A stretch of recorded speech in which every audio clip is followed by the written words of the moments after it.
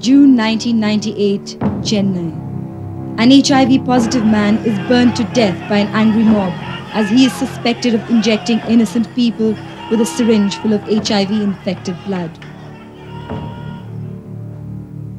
Experts from the government and voluntary agencies unanimously agree on the importance of awareness in the fight against the dreaded scourge. Awareness is of two types. One is general awareness, which we carry out through mass media, through electronic media, through press, and also through meetings, etc. But more than that, what is important is the messages have to be interactive. In the sense, you have to address different groups, like as you said, the students, the youth, the street children, the women. See, each has to be addressed in a different way, in an interactive fashion to give this message. Initially, nobody likes to listen to these things because they laugh it off, because you are talking about sex and you're talking about your private parts and things like that. But the moment they become conscious of the fact that it is something serious, then they listen. They have listened very seriously and taken our brochures, looked at our posters. There is little to show how aware people are about it and the related truths. आपको मालूम है कि इस बीमारी से कैसे बच सकते हैं? इसका जिस आदमी को ये गया है उसको तो वह बोलते हैं उसके जैसे सामने बैठने से भी वो आ जाता है हमें इतना उतना तो खास तो नहीं पर जैसे बोलते हैं सुना है वो तो बोलते हुए जो जिसको एंड से होगा उसके साथ खाना पीना हो तो भी दूसरे आदमी को हो जाता है.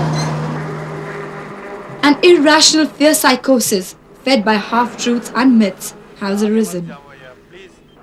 The scare that sometimes comes out of rumors, etc., it is because of still lack of knowledge among some of the people about how HIV/AIDS can be transmitted. For example, the rumor in Delhi that a needle, just by pricking a needle you cannot transmit HIV/AIDS. The needle has to be, blood has to be drawn afresh from somebody's body and then injected. Then only the virus can be transmitted. So some of these basic vital information, it's still not, people are still not able to access to this information. Hardest of all to change is the attitude of the population, including supposedly educated medical personnel, towards the disease and the physical and mental suffering of those inflicted with it.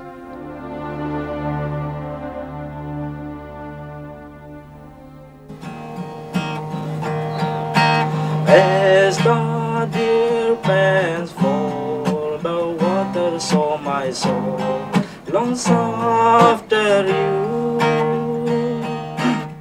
Johan is a 35-year-old HIV-infected man.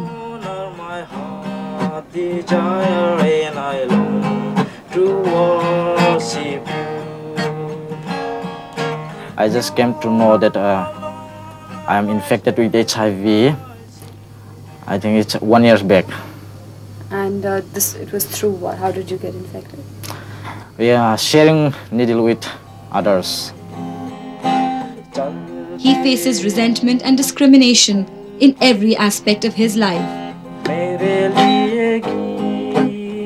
find that people react to you? I find people react very badly to me. I mean, there is some kind of disgusting. So even in the hospital, I had many bad experience. Since I'm working as a care group in Sahara, so I have to go to hospital to take some patient. So I had many bad experience in the hospital also. Even in the society, I still don't want to express about my disease, but I don't know what to do. I really stuck over here.